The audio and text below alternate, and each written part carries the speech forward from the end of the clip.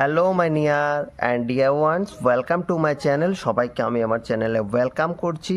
আমরা নতুন একটা প্ল্যান আজকে আলোচনা করব, সেটা হচ্ছে ম্যাথের ওপর শিক্ষার্থীকে প্রশ্ন করতে উৎসাহী করার দক্ষতা ক্লাস 3। দেখো এদিকে আর আমি বলার কিছু প্রয়োজনীয়তা রয়েছে কি, আমাদের প্রায় 60 থেকে 65খানা লেসন প্ল্যান আলোচনা করা হয়ে গেল। এই যে এই দিকটা রয়েছে সেম টু সেম আছে, সুতরাং এই দিকে আর আমার বলার কিছু নেই, কারণ প্রত্যেকটাই সেম টু সেম। শুধু এখানে মেয়ে হলে শিক্ষার্থী শিক্ষিকার নাম অ্যাড করে নেবে, মানে শিক্ষক না লেগে শিক্ষার্থী শিক্ষিকার নাম হবে। এদিকে বিষয় হচ্ছে আমার গণিত, একক হচ্ছে গুণের ধারণা, উপএকক এই এই এই এই হয়ে গেল। আমি উপএককগুলো জাস্ট একবার গো থ্রু করে নেব। কার্ড নিয়ে মজা করি, প্রিয়ার হিসাব, দীপার বইমেলায় ভ্রমণ, টগর ফুলের সংখ্যা জানি, বইয়ের দাম বের করি, গুণ করতে পারি নাকি দেখি।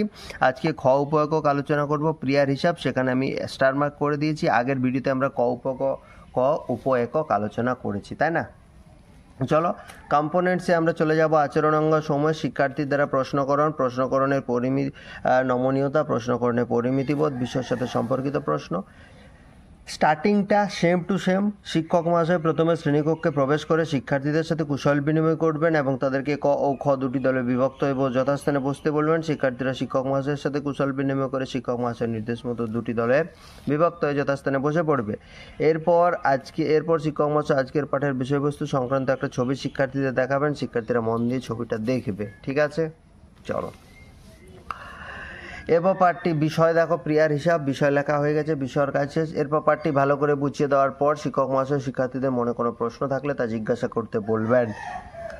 শিক্ষার্থীরা পাঠটি মনোযোগ সহকারে শোনার পর তাদের মনে যেসব প্রশ্ন জাগরিত হবে সেগুলো জিজ্ঞাসা করবে। কদল থেকে হেমা জিজ্ঞাসা করলো, একটা জামার দাম 100 টাকা হলে এরকম 4টা জামার দাম কত হবে? এই যে প্রশ্নগুলো, এগুলো কিন্তু বাবু পাঠের মধ্য থেকে নিয়েছি, ঠিক আছে? একটা জামার দাম 100 টাকা হলে এরকম 4টে জামার দাম কত হবে? 100 × 4 400। গুণ কীভাবে করতে আগে সেশনে আমরা শিখেছি। শিক্ষার্থীর দ্বারা প্রশ্নকরণ হয়ে গেল। খ দল থেকে সবিতা জিজ্ঞাসা করলো, স্যার এটা তো যোগ করেও বের করা যেত। প্রশ্ন করে পরিমিতি বোধ, দেখো প্রশ্নটার সাথে দেখো কম্পোনেন্টসটার কি সুন্দর সামঞ্জস্যতা রয়েছে। দেখো স্যার এটা তো যোগ করেও বের করা যেত। হ্যাঁ সবিতা, যোগ করেও করা যেত। এই দেখো 100 100 100 100, 4টে জামার দাম 400 টাকা। ক দল থেকে রূপা জিজ্ঞাসা করলো, স্যার প্রিয়ার কাছে 3টে 100 টাকার নোট থাকলে প্রিয়া সর্বোচ্চ কত টাকার জিনিস কিনতে পারবে? বিষয়ের সাথে সম্পর্কিত প্রশ্ন।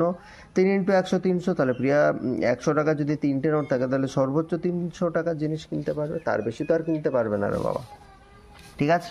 চলো খ দল থেকে অশোক জিজ্ঞাসা করলো, স্যার প্রিয়ার কাছে যদি মোট 200 টাকা থাকে তবে তার কাছে সর্বোচ্চ কয়টা 100 টাকার নোট থাকবে? আগের প্রশ্নটা ছিল কত টাকা জিনিস কিনতে পারবে, এখানের প্রশ্নটা হচ্ছে অশোক বলছে প্রিয়ার কাছে যদি 200 টাকা থাকে তাহলে সর্বোচ্চ কটা 100 টাকার নোট অশোকের কাছে থাকবে? তাহলে দুটি 100 টাকার নোট থাকবে, কারণ দুটো 100 টাকার নোট নিয়ে 200 টাকা হয়। তাহলে প্রশ্নকরণের নমনীয়তা, ঠিক আছে? হয়ে গেল, আজকের প্ল্যানটা হয়ে গেল। আমি 4খানা পয়েন্টই আশা করি বোঝাতে পারলাম। শিক্ষার্থীর দ্বারা প্রশ্নকরণের নমনীয়তা, প্রশ্নকরণের পরিমিতিবোধ, বিষয়ের সাথে সম্পর্কিত প্রশ্ন। কোনো সমস্যা থাকলে আমাকে নির্দ্বিধায় জিজ্ঞাসা করতে পারো। আমি সাধ্যমতো চেষ্টা করব সেই কোয়ারিটা রিকভার করার, ক্লিয়ার করে দেওয়ার, এবং চ্যানেলটা সাবস্ক্রাইব করতে বলবো অবশ্যই, এবং ভিডিওগুলো শেয়ার করে দিতে বলবো। Thank you, have a good day. আবার পরের ভিডিওতে দেখা হচ্ছে।